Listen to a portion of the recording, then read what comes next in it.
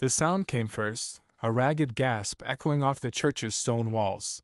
The congregation froze mid-hymn as a single pew scraped against the floor. Emma Caldwell stood alone at the back, black veil trembling over her face, hands clutching the worn Bible like it might shield her. The minister's voice faltered. Someone near the front chuckled, a dry, cutting sound, and another whispered, "Widows come again." Emma's throat burned, but she stayed upright.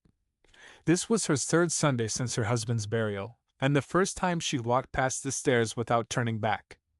She had no children to steady her, no family to flank her, only the brittle echo of her husband's debts. Rumors had already branded her, a curse to any man who came near, a reminder of how Sheriff Caldwell had been found shot in the canyon, alone. Outside, the plains swayed under a slate sky. Inside, the air smelled of cedar polish and old hymnals. Emma lowered her eyes and moved toward a side pew. Boots shifted to block her way. "Best keep to the back, widow," murmured a rancher's wife, smiling like it was a kindness. Another voice snorted, "She's after another man already." Emma pressed herself into the corner pew, knuckles white. The hymn resumed, but softer, like everyone was singing about her rather than with her. She stared at the altar. The cross above it gleamed like hammered iron, catching the weak morning light. Then the church doors groaned open again. Cold air swept the aisle. A tall figure stepped in, hat low, coat flecked with dust. He didn't pause at the entry or nod to anyone. He walked with a deliberate, unhurried weight that made the whispers die. Emma's pulse skittered. She knew that walk. Years ago, before she married the sheriff, she'd seen a man like that ride through town with a herd of black cattle trailing him. Folks had called him the Quiet Rancher, a name spoken with both respect and caution. He didn't take a pew. He went straight up the aisle toward the altar, boots ringing on the wood. At the front, he stopped, turned slowly, and looked straight at Emma, past every other face. Every whisper stopped. Emma's breath caught. The man tipped his hat once, like an unspoken promise, then extended his hand across the aisle, and the entire church held its breath. Emma didn't move at first. Her gloved fingers dug into the Bible, the edges cutting her palms. The man's hand stayed there, open, calloused, steady, like a bridge across the sea of glares. The congregation's breath turned to murmurs again, low and bitter. "She'll shame him next," hissed a woman near the choir loft. "Another fool looking to be buried," muttered a man. Emma's cheeks burned. To take his hand would be to defy them all, to confirm every cruel whisper that she'd been waiting for a rescuer. But to leave it hanging would seal her exile forever. She glanced at the minister. He stared at the floor as though the floorboards had suddenly become fascinating. Her late husband's debts rattled through her mind. The mortgage unpaid, the ranch gone, the sheriff's badge pawned for her burial dress. She had nothing to offer but a ruined name. Still, the rancher didn't flinch. "Ma'am," he said quietly, almost lost beneath the creak of pews. His voice was rough like gravel, yet careful, as though he were used to speaking to skittish animals. "Let's give them something worth talking about." Emma rose slowly. Her knees trembled. She reached out, the space between them narrowing, until her hand slipped into his. His grip was warm, firm, not possessive but anchoring. Gasps rippled through the church. The minister finally looked up, pale as parchment. This is highly irregular," he stammered. The rancher ignored him.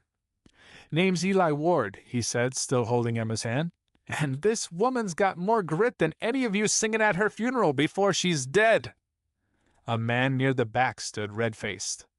"You don't know what you're doing, Ward. Her kind brings trouble. Ask the sheriff who's buried." Laughter, mean and sharp, followed. Eli's thumb brushed the back of Emma's glove. Barely a gesture, but it steadied her like a post in floodwaters. "Reckon I do know," he said, voice low. Outside a bell clanged once, then again. The sound didn't belong to the church. It came from the direction of town, harsh and urgent, a warning bell that usually meant fire or riders approaching fast. The congregation stiffened. Emma and Eli turned toward the open doorway, where dust already swirled in a sudden gust, and distant hoofbeats rose like thunder. The bell's echoes still rattled the windows when the first horse's shadow swept across the open door. Hoofbeats thundered closer. 3, 4, maybe more riders, moving hard. The congregation bunched like spooked cattle, whispers rising into panicked prayer. Emma's breath quickened. Eli shifted his stance just enough for her to see the revolver at his hip, worn smooth from years of use. Outside, a cloud of red dust rolled down Main Street, swallowing the hitching posts. Shapes emerged, men on dark horses, hats low, rifles slung easy across their shoulders. They weren't deputies. Their coats bore no badges, only a long brand stitched across the lapels, a jagged C for the Cantrell gang, the same outlaws Sheriff Caldwell had been chasing before he died. "Stay back," Eli murmured to Emma, stepping slightly in front of her. He raised his voice just enough for the church to hear. "Bolt that door." But no one moved. Some were frozen, others staring at Emma as if she'd summoned this. A rider dismounted with a grunt. He was huge, shoulders like a bull, his face lost under a gray scarf. He called out, voice booming, "We're here for the widow." Every head turned to Emma. Heat clawed her throat. "I don't know them," she whispered, but her voice was swallowed by the wind. Eli's hand brushed his coat aside, resting on the revolver. "You leave her be," he said from the doorway, voice low but carrying. "Church or no church." The big rider laughed, a sound like splitting wood. "Preacher can keep praying. We're collecting what's owed." He gestured, and 2 more men swung off their horses, boots hitting the dust at unison. Rifles glinted under the gray sky. Inside, pews creaked as some of the congregation began edging toward the back exit.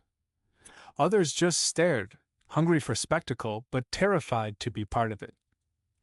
The minister whispered a prayer that sounded like a plea to vanish. Eli slid his thumb across the hammer of his revolver but didn't draw. His stance was deliberate, like a man calculating distances. Emma caught a glimpse of his eyes, steady but not reckless.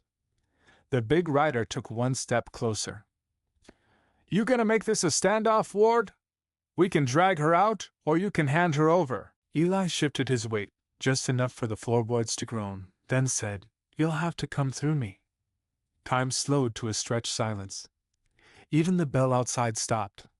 Emma could hear her own heartbeat, feel the tremor in Eli's arm as he shifted just enough to shield her. The Cantrell men lingered at the threshold, the smell of sweat and horse drifting into the cold church air. Rifles hung ready, but no one moved.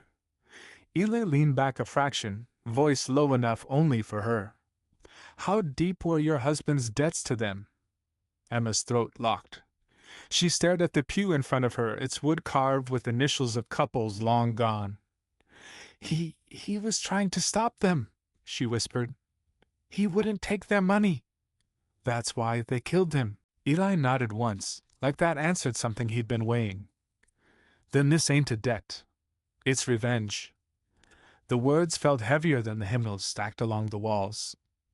She wanted to collapse, to vanish between the pews, but instead she squared her shoulders. "If I go with them, maybe no," Eli said, quiet but sharp.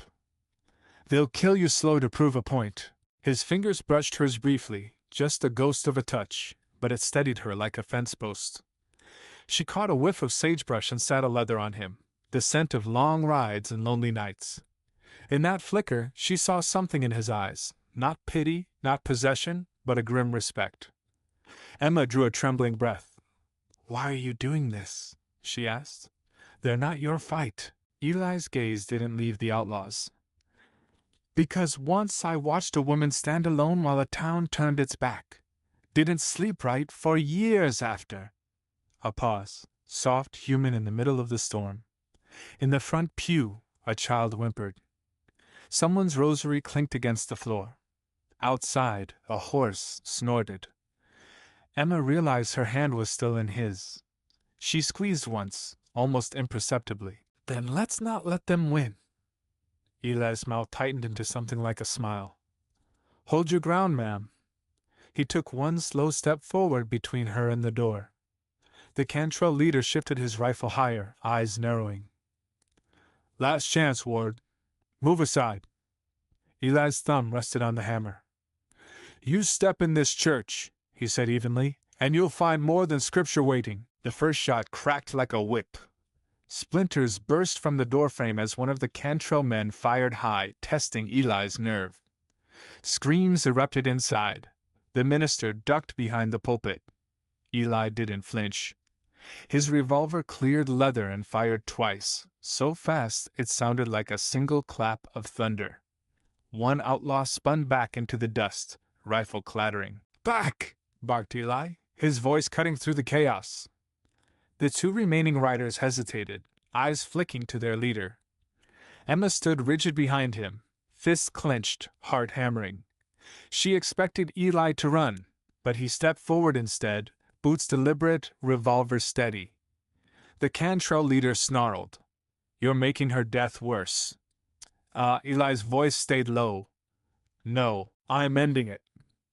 He fired again, grazing the leader's arm. The outlaw cursed, dropping his rifle. The second man raised his gun, but caught sight of townsfolk finally stirring. Two ranch hands had stepped from the pews, grabbing old hunting pieces from behind the choir rail. Others followed, grim-faced, shucking off shame like a heavy coat. The murmuring mob had turned into a wall. You're not welcome here, the minister said, voice shaking but firm. Not in God's house. For the first time, the Cantrell leader's confidence cracked. He backed toward his horse, clutching his arm. This ain't over, he spat. Eli's revolver stayed leveled. It is here. The riders mounted and wheeled away, dust swallowing them as quickly as they'd come. Silence crashed down on the church. Only Emma's ragged breathing filled the space. Eli holstered his gun slowly, as if it weighed 100 pounds. He turned to her, eyes searching. You all right? She swallowed hard. I think so. Her veil had slipped. She pulled it off, letting it fall like a shed skin. The minister stepped forward, face pale. Mrs. Caldwell, he began, but words failed. Around them, people stared not with contempt now, but with something closer to shame and awe. Emma lifted her chin. I won't be whispered about any more, she said quietly. She reached for Eli's hand, not out of desperation this time, but choice. Will you stay? Eli hesitated only a heartbeat, then nodded once. Reckon I will. Weeks later, the church would remember that Sunday as the day they stopped mocking a widow and started standing beside her. And as the sun bled red across the prairie that evening, Emma and Eli rode out together to reclaim the sheriff's old homestead, two silhouettes framed against the horizon, the final shot of a long, hard western fading into the glow of dusk.